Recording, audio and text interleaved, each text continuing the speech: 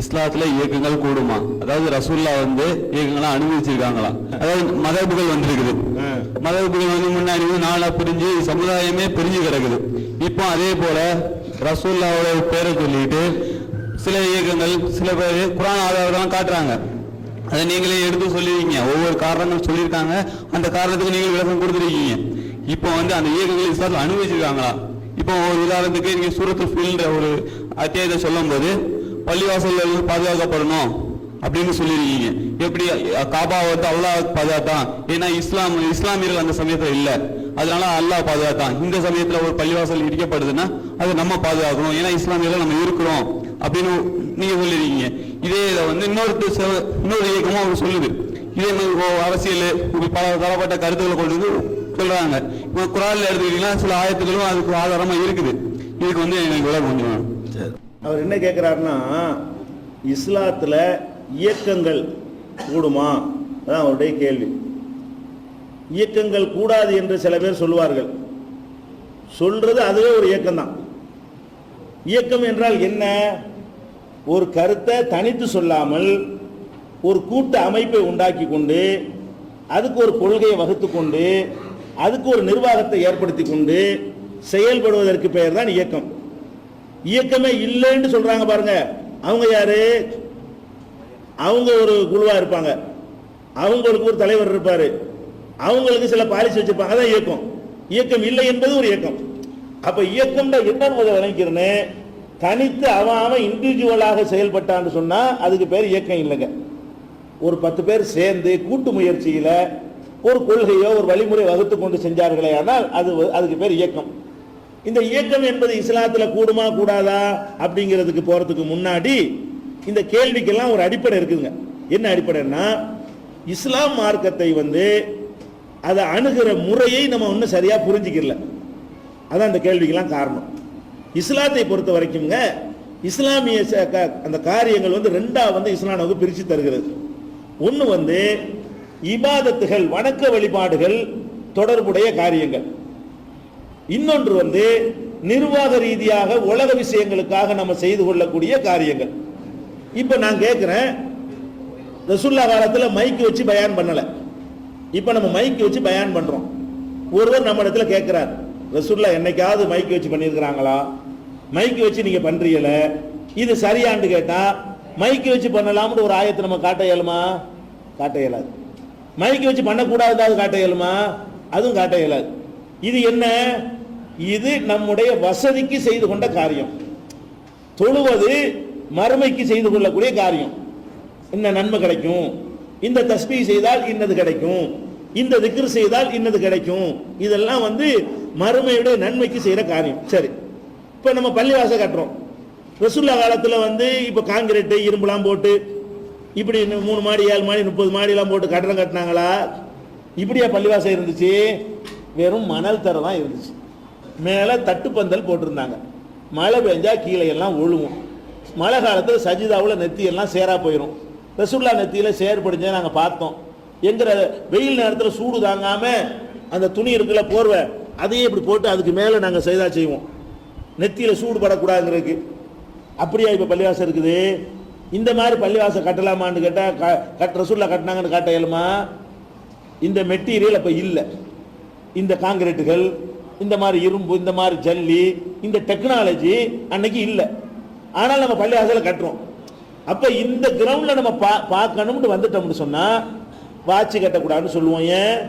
ரசூல்லா வாட்சி கட்டிக்கிட்டா இருந்தாங்க. சூரியனை பார்த்தானே நான் டயத்தை கண்டுபிடிச்சிருப்பாங்க. நம்மளும் சூரியனை பார்த்து டயத்தை சொல்லிட்டு போயிட்டு இருக்க வேண்டியது தானே. அப்போ வந்து நம்ம கார் பஸ்ஸில் போகலாமான்னு அது கூட கொஸ்டின் ஆகும். ஏன்? ரசூல்லா என்ன ஒட்டகத்தில் போனாங்க? நம்ம ராஜஸ்தான்லேருந்து ஆளுக்கு ஒரு ஒட்டகத்தை வாங்கி வச்சுட்டு நினைச்ச வேண்டியது தானே, இங்கேருந்து போக வேண்டியது தானே. இப்படிலாம் விஷயங்கள் இருக்கா இல்லையா? இதுக்கெல்லாம் நம்ம என்ன பதில் சொல்லுவோம்? ஏன் நீ ஏன் ஒட்டகத்தில் போகாமல் பஸ்ஸில் போகிற? நீ ஏன் ஃப்ளைட்டில் போகிற? நீ ஏன் செல்ஃபோன் வச்சுக்கிட்டு இருக்கிற? நீ எதுக்கு வாட்சி கட்டிக்கிட்டு இருக்கிற? நீ எதுக்கு பிளாஸ்டிக் சேர்ல உட்கார்ற? நீ எதுக்கு காங்கிரீட் பில்டிங்ல இருக்கிற? நீ எதுக்கு வகை வகையான உணவுகளை புதுசா கண்டுபிடிச்சி திண்டுகிட்டு இருக்கிற? இப்படி கண்ணாடி எதுக்கு போடுற? ரசூல்லா காலத்தில் கண் பார்வை கம்மியா இருந்தா இப்படி கண்ணாடி போட்டு தான் செஞ்சாங்களா? சும்மா இப்படி போயிட்டு இருக்க வேண்டியது தானே. கண் பார்வை போனா போயிட்டு போகுது, ரசூல்லா செஞ்சாங்களான்னு இப்படி கேட்போமா?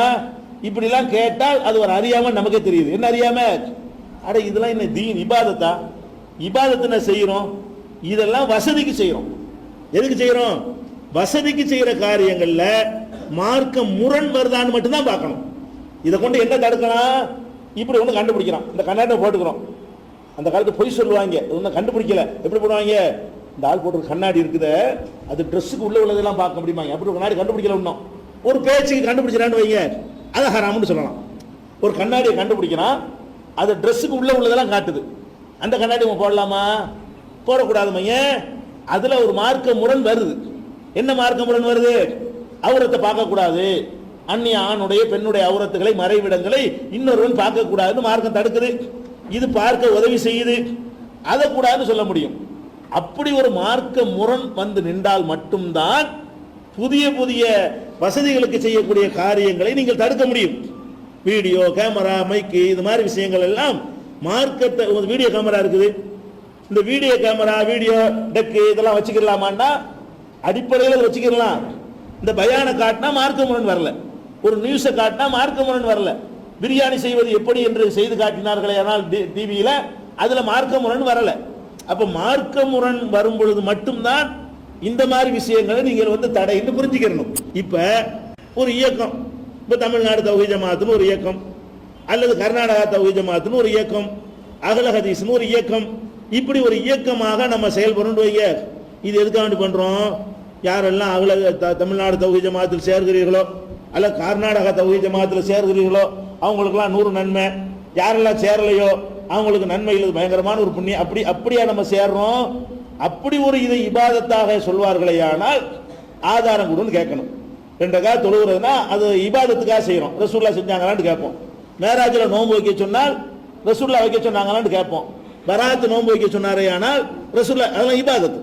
இபாதத்துகள்ல தான் அப்படி கேட்கணுமே தவிர இபாதத்து இல்லாத விஷயங்கள்ல நம்ம வாழுகிற சூழ்நிலைக்கு ஏற்ப வசதிக்கு சில காரியங்களை செய்கிறோம். என்ன வசதி? தனித்து பிரச்சாரம் பண்ணினால், ஒரு முடிவு இயக்கம் இல்லாமல் நம்ம சில சொத்துக்களை வாங்கினால் அது நம்முடையதாக இருக்காது என்பது நம்ம நாட்டினுடைய அமைப்புல இருக்கிறது, சிஸ்டம்ல இருக்கிறது. இப்ப உதாரணமா இந்த ஷிர்கை ஒழிக்கிறதுக்காக வேண்டி, பிதஅத்தை ஒழிக்கிறதுக்காக வேண்டி நம்ம ஒரு ஏக்கர் நிலத்தை வாங்குறோம். வாங்கி அதுல ஒரு பள்ளிவாசலோ ஒரு தாவா சென்டரோ கட்டுறோம். எந்த பேர்ல வாங்குறது? இயக்கம் இல்லாத சகோதரர்கள் சொல்லி வாங்கினா அது உரிமையாளர் யார்? யார்? ஒரு நபர் உரிமையாளராக இருக்கணும், அல்லது ஒரு குழு அதனுடைய உரிமையாளராக இருக்கணும். குழுவுக்கு ஒரு டெஃபினேஷன் கொடுத்தீர்களே ஆனால் இயக்கம் ஆயிரும். நீங்க என்ன பண்றீங்க? இந்த சொத்தை வாங்கும் பொழுது இப்ராஹிம் பேர்ல வாங்கிட்டீங்க. உதாரணமா இப்ராஹிம் நாளைக்கு என்ன செய்வார்? ஏன் சொத்துன்னு எடுத்துக்கிட்டாருன்னா, நம்ம எல்லாரும் ஆளுக்கு 1000 ரூபாய் போட்டு ஏதோ தௌஹீத் வேலை நடக்கட்டுமேங்கிறதுக்காக வேண்டி அந்த இடத்த வாங்குறோம். தௌஹீத் அடிப்படையில் பிதஅத் இல்லாம சுன்னத்தான முறையில் ஒரு காரியத்தை அந்த இடத்துல வச்சு செய்யணும் அப்படிங்கிறதுக்காக வேண்டி நம்ம அந்த ப்ராப்பர்ட்டியை வாங்குறோம். வாங்குற ப்ராப்பர்ட்டியை எப்படி அதை ரிஜிஸ்டர் பண்றது? ரிஜிஸ்டர் பண்ணா தானே ப்ராப்பர்ட்டி நம்முடையதாகும். அந்த காலத்துல ரிஜிஸ்டர் பண்ற மெத்தட் இல்லை. நம்ம வாழ்கிற காலத்துல ஒரு ப்ராப்பர்ட்டியை வாங்கினால் அதை பதிவு செய்யாம நமக்குரியது ஆகுமா? ஆகாது. எப்படி பதிவு செய்வீங்க? நபர் பேர்ல பதிவு செய்யணும். நபர் பேர்ல பதிவு செஞ்சா அவன் அல்வா கொடுத்துட்டு போயிடுவான். அவன் என்ன செய்வான்? என் பேர்ல இருக்கு, எனக்கு உரியதுன்றான். அவன் மூத்தா போன அப்புறம் வாரிசு வந்து கேட்பான். அப்ப நம்ம எல்லாரும் சேர்ந்து வாங்கி ஒரு 50 லட்சம் ரூபாய் பணத்தை போட்டு வாங்கின அந்த இடம் எதுக்கு வாங்கணும்? அதுக்கு எல்லாம் போயிடுது. வேற எப்படி பதிவு செய்யறது? இயக்கம் இல்லாத சகோதரர்கள். அவன் யாரு? இயக்கம் இல்லாத சகோதரர்கள். அது யாருப்பா நீ சொல்ற? யாரு சொந்தம் கொண்டாடுறது? யார் வேணாலும் கொண்டாடிட்டு போயிடலாம். அப்ப அந்த மாதிரி ஒரு சிஸ்டத்துல இயங்க இயலாது. நம்ம வசதிக்காக வேண்டி நம்முடைய ஒரு ப்ராப்பர்ட்டியை தக்க வச்சுக்கிறணும், என்ன நோக்கத்துக்கு வசூல் பண்றோமோ அந்த நோக்கத்திற்கு என்ன செய்யணும்? செலவிடணும் என்கிற வசதிக்கு இதை ஏற்படுத்துறோம். தமிழ்நாடு தௌஹீத் ஜமாஅத் என்பதை இபாதத் என்று ஏற்படுத்தல, ஒரு வசதிக்காக வேண்டி இந்த இயக்கத்தை எதுக்கு ஏற்படுத்துறோம்னா, அது இருந்தால் நம்ம அதுக்கு திரட்டப்படக்கூடிய நிதிகளை நம்ம என்ன செய்யலாம்? பாதுகாத்துக் கொள்ளலாம். அதை அந்த கொள்கைக்காக வேண்டி செலவிடலாம். அந்த ஒரு வகைக்கு நம்ம செய்யறோம். அதே மாதிரி ஒரு கூட்டம் போடுறோம். எத்தனை கூட்டம் இருக்குது? பல விதமான இயக்கங்கள் இருக்கிறது. நம்ம ஒரு கொள்கையை சொல்றோம்னு மக்களுக்கு தெரியும். தப்லீக் ஜமாஅத்துடைய கொள்கை என்னன்னு மக்களுக்கு தெரியும். ஜமாஅத் இஸ்லாமிய கொள்கை என்னன்னு மக்களுக்கு தெரியும். நம்ம நம்ம ஒரு ஏதோ ஒரு நேம போட்டோம்னு என்ன செய்வாங்க? ஓஹோ, இந்த விஷயத்தை சொல்ல போறாங்க நினைச்சு அதுக்குரியவர்கள் வருவார்கள். ஒண்ணுமே இல்லாம இஸ்லாமிய கூட்டம் நடைபெறுகிறது. இப்படிக்கு இஸ்லாமிய சகோதரர்கள் ஏன் வருவான்? இதுக்கு எந்த இஸ்லாமிய சகோதரர் நடத்தினா என்னத்தை சொல்ல போறாங்கன்னு தெரியல. அதுல நம்ம எல்லாம் போறதுக்கு தகுந்ததா இருக்குமா, டைம் வேஸ்ட் ஆகுமா, அவனுக்கு தெரியாது. அப்ப இந்த மாதிரி ஒரு இன்னதுதான் காட்டணும்னு சொன்னா இப்படி ஜமாத் இஸ்லாமோ இந்த மாதிரி மேட்டர் அவங்க சொல்லுவாங்க, அதை விரும்புறவங்க அதுக்கு போவாங்க. தப்லீக் ஜமாத்துன்னு இப்படி போட்டாங்கன்னா இந்த மேட்டரை சொல்லக்கூடிய ஒரு இயக்கம் அதுக்கு போவாங்க.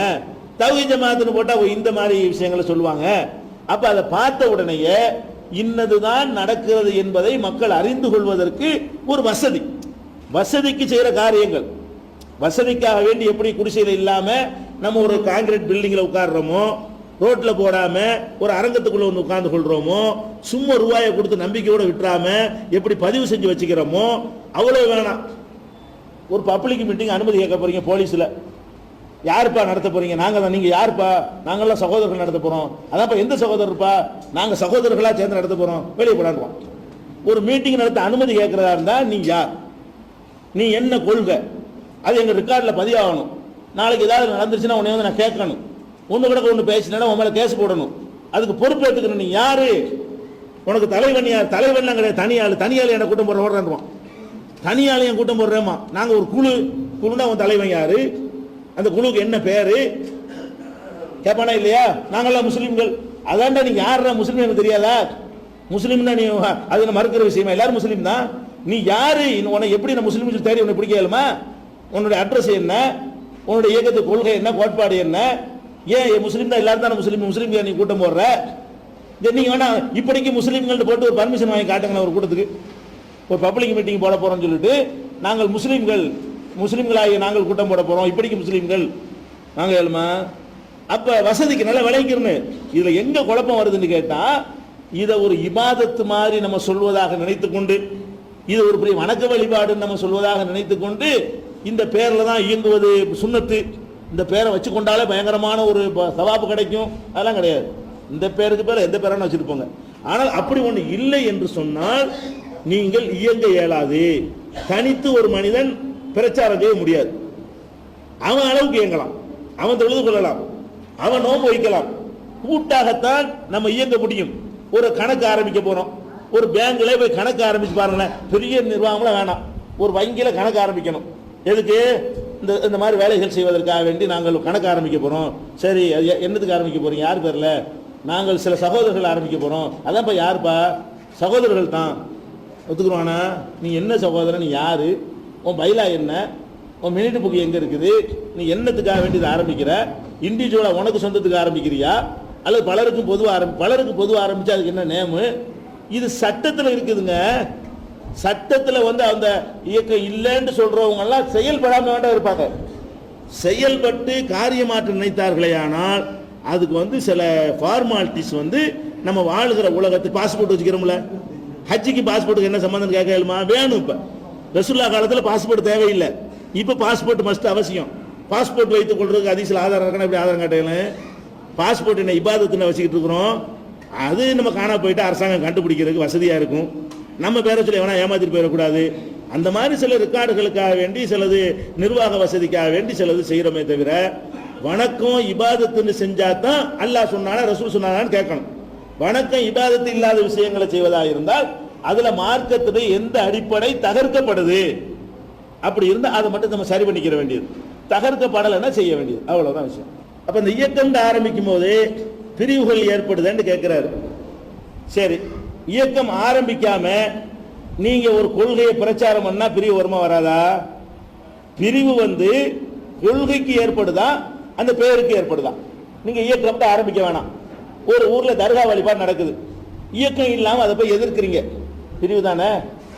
நீங்க அவர்கள் செய்யறதை நீங்க தடுத்தீர்களேயானால் கண்டிப்பா பிரிவு வரும். இவங்களுடைய வாத பிரகாரம் சாபி ஹனபி மாலிக்னு பிரிஞ்சாங்கன்னு சொல்றோம். இப்ப ரசூல் ஸல்லல்லாஹு அலைஹி வஸல்லம் மௌத்தா போன பிறகு இந்த சமுதாயத்தில் சாபி ஹனபிலாம் இல்லை, ரெண்டா பிரிஞ்சாங்களா இல்லையா? இயக்கங்கள் எதுவுமே இல்லை, ரெண்டா பிரிஞ்சாங்களா இல்லையா? நம்மளுவலாவது கருத்து வேறுபாடுகள்ல தான் பிரிஞ்சிருக்கிறோம். சஹாபாக்கள் எப்படி பிரிஞ்சாங்க தெரியுமா? ஒரு சாரார் இன்னொரு சாராருக்கு எதிராக ஆயுதம் தூக்கினார்கள். ஆயிஷா நாயகியும் அலி ரலியல்லாஹு அன்ஹுவும் ஆயுதம் தூக்கி ரெண்டு பக்கத்தில் யுத்தம் செஞ்சாங்களா இல்லையா? ஆயிஷா நாயகி தரப்புல பல சஹாபாக்கள் கொல்லப்பட்டாங்களா இல்லையா? அலி ரலியல்லாஹு அன்ஹு தரப்புல பல சஹாபாக்கள் கொல்லப்பட்டாங்களா இல்லையா? அது இயக்கம் இருந்ததுனாலயா கொல்லப்பட்டாங்க? இயக்கம் இல்லைங்கிறதுனால இல்லாம இருந்து கொல்லப்பட்டிருக்கிறார்கள். ஆயிஷா நாய் எந்த இயக்கத்துக்காரங்க? ஒரே இஸ்லாம் இயக்கத்தில் உள்ளவங்க தான். அலி எந்த இயக்கத்துக்காரரு? அவரும் அந்த ஒரு இயக்கத்தில் உள்ளவர் தான். அவங்க ஷாபி இவங்க ஹனபின்னு சண்டை போட்டுக் கொள்ளவில்லை. அப்ப சண்டை என்பதற்கு காரணம் இயக்கங்கள் காரணமாக இருப்பதே கிடையாதுங்க. நம்ம சரியான முறையில் புரிந்துணர முஆவியா யார், அலி யாரு? ரெண்டு பேருக்கும் ஜன நினைச்சா இல்லையா? அதுலயும் இதுலயும் சஹாபாக்கள் கொல்லப்பட்டாங்களா இல்லையா? உஸ்மான் ரலியல்லாஹு அன்ஹு மதீனாவுல கொல்லப்பட்டாங்களே, அந்த கொன்றவர்கள் யாரு? கொல்லப்பட்டவர் யாரு? அப்ப எந்த இயக்கம் இருந்து இப்படி கொல்லப்பட்டாங்க? ஒண்ணுமில்ல. அதனால இந்த பிரிவினை சண்டைகள் எல்லாம் இயக்கமே இல்லைன்னு சொல்லிவிட்டால் கூட நாம சொல்வது அவனுக்கு பிடிக்கலன்னா சண்டை வரும், அவன் சொல்வது நமக்கு பிடிக்கலன்னா பிரிவினை வரும். இன்னொரு கான்செப்ட்ல என்னன்னு கேட்டா, இப்படி ஒண்ணு நம்ம உண்டாக்கிட்டு போனா நாளைக்கு இதுவே ஒரு மதுஹப் ஆயிருமே அப்படின்னு கேட்கிறாரு. நல்ல கேள்விதான். அப்படி ஆயிருக்கிறது. எப்படி ஆயிருக்கிறது? இப்ப அகல ஹதீஸ்னு உண்டானாங்க, அவங்க நம்மள மாதிரி தான் பிரச்சாரம் பண்ணாங்க, குர்ஆன் விஷயத்தான் சொன்னாங்க. இப்ப என்ன நிலைமைன்னு கேட்டா, அவங்க செஞ்சது ஒன்னு ரெண்டு தப்புன்னு சுட்டி காட்டினா கூட ஒத்துக்க மாட்டேங்கிறாங்க. அது நாங்க எங்க புதுர்க்குகள் சொன்னதை மாற்ற மாட்டோம் அப்படிங்கிறாங்க. அது மாதிரி இது ஏன் ஆவாதுன்னு கேட்குறீங்க. ஆகும். நாம விழிப்போடு இல்லை என்றால் ஆகும். அப்படி ஆகும் பொழுது அல்லாஹ் என்ன செய்வான்னு கேட்டா, அது மாதிரி சரியாக போகக்கூடிய ஒரு கூட்டத்தை மறுபடியும் உண்டாக்குவான். அல்லாஹ் நபிகள் நாயகம் காலத்துக்கு பின்னாடி இந்த சமுதாயத்துக்கு மத்தியில் வெட்டு குத்தலாம் வர வச்சாங்க பொழுது நம்ம உலக கியாம நாள் வரைக்கும் நம்ம அத்தாரிட்டி கிடையாது. அல்லாஹ்வுடைய ரசூலே அந்த அத்தாரிட்டி கிடையாது. ரசூல் அதை எடுத்துக்கல. அப்ப நம்ம என்ன நினைக்கிறோம், நம்ம இது அப்படி ஆயிருமேங்கிறதுக்காக வேண்டி இப்ப கண் முன்னே உள்ள தப்புகளை அங்கீகரிக்கணுமா? ரெண்டு நம்ம முன்னாடி இருக்கிறது. சரி, ஏற்கனவே அகல ஹதீஸ் உண்டானாங்க, முஜாஹிதுன்னு உண்டானாங்க, அது ஒரு மதுஹபா போச்சு. 10, 50, 100, 200 நம்பர் அதிகமாகிட்டே இருக்கு. அதிகமாக அதிகமாக அது ஒரு அசம்பிளாகும், மறுபடியும் உண்டாகி போயிடும். இப்ப நம்ம என்ன பாக்குறோம், நமக்கு பின்னாடி உள்ளவன் வேற மாதிரி போயிடக்கூடாதுங்கிறதுக்காக வேண்டி நம்ம வேற மாதிரி போறதுக்கு ரெடியா இருக்கிறோம். நம்ம எதைத்தான் சிந்திக்கணும்? கியாம நாள் வரைக்கும் உள்ளதுக்கு சிந்திக்கிற கடமை நமக்கு கிடையாது. நம்மளை காப்பாத்திக்கிற கடமை என்ன? நம்ம இன்னைக்கு இந்த மாதிரி மதுஹப் ஆகிவிட்டதை, இயக்கங்கள் எல்லாம் மதுஹப் என்று ஆகிவிட்டதை, அதை உடைக்கணுமா உடைக்க கூடாதா? நம்ம மக்களுக்கு என்ன சொல்கிறோம்? என்னுடைய முன்னில் உங்களுக்கு என்ன சொன்னேன்? நாங்களே கேள்விக்கு பதில் சொல்லும் பொழுது குர்ஆன் ஆதாரத்தோட சொன்னா ஏத்துக்கிறங்க, ஹதீஸ் ஆதாரத்தோட ஏத்துக்கிறங்க. இல்லாம நாங்க சொன்னா கூட இந்த காயில வாங்கி இந்த காயில விட்டுருங்கன்னு சொன்னோமா இல்லையா? இப்படி சொல்லி கொண்டு இருக்கிற வேலையை நம்ம செய்து நம்ம வாழுகிற காலத்தில் உள்ள மக்களுக்கு நம்ம நல்வழி காட்ட வேண்டும். கியாம நாள் வரைக்கும் உள்ளவங்களுக்கு நம்ம அத்தாரிட்டி நினைத்து கொண்டு மாடி நம்ம இப்படி ஆரம்பிச்சோம்னா இது நாளைக்கு மதுஹபா போயிடும் அப்படின்னு செயல்பாடை நிறுத்தினீங்கன்னு சொன்னா இப்ப இருக்கிற பிதஅத்துகள் இன்னும் அதிகரிக்கும், இப்ப இருக்கிற அனாச்சாரங்கள் இன்னும் கூடும். அப்ப நம்ம திருத்துறதுல இருந்து பின்வாங்கக்கூடிய நிலைமை ஏற்பட்டு போயிடும். அதனால நம்ம இருக்கிற அம்புட்டையும் தேடி பாருங்க, எது குர்ஆன் ஹதீஸ் அடிப்படையில் கரெக்டா இருக்கிறதோ, அந்த பேஸ்ல நிக்கிறார்களோ, இன்னைக்கு தப்புன்னு சுட்டி காட்டினா திருத்திக் கொள்கிறார்களோ, அப்படி ஒரு இயக்கம் கண்ணுக்கு தெரியுதான்னு பாருங்க. எது நல்லதாக தெரிகிறதோ அதுல இணைந்து செயல்படணுமே தவிர இதெல்லாம் நாளைக்கு ஒரு மதுஹப் ஆயிரும் நினைத்து கொண்டு இன்னைக்கு செய்யக்கூடிய சீர்திருத்தங்களை விட்டோம்னு சொன்னா நம்ம நஷ்டவாளி ஆயிரும். நம்ம புள்ள குட்டிகளுக்கு அல்லாஹ் அதுக்கு தகுந்த மாதிரி ஒரு கைடு பண்றதுக்கு அல்லாஹ் ஏற்படுத்துவான். இப்ப நம்மளை ஏற்படுத்தின மாதிரி நம்ம ஒரு அகல ஹதீஸ் இருந்தும் கூட நம்ம ஏன் வேற ஒண்ணுக்கு வந்தோம்? முஜாஹிதுன்னு ஒண்ணு இருந்து நம்ம ஏன் வேற ஒண்ணுக்கு வந்தோம்? அவங்க அந்த பேச விட்டுட்டு நினைச்சிட்டாங்க, அகல ஹதீஸ் சொல்லிட்டு பேய் விரட்டுறாங்க, பிசாசு விரட்டுறாங்க. நம்ம அதை பாக்குறோம். மாடி இந்த பேர் தான் இருக்குது, மிச்சம் இருக்குது, கொள்கை இல்ல, நம்ம தனியா போகணும் வர்றமா இல்லையா? நம்ம சரியா இல்லைன்னு சொன்னா நம்மளிடமிருந்தும் ஒருத்தரை எல்லாம் தனியா கொண்டு வருவான், அது சரியான கூட்டமா இருக்கும். நம்ம இப்ப இருக்கிற கண் முன்னாடி உள்ளதை யோசிக்கணுமே தவிர 500 வருஷத்துக்கு இந்த என்ன ஆகுங்கிற யோசிக்கிறோம் அல்லாஹ்வுடைய வேலை.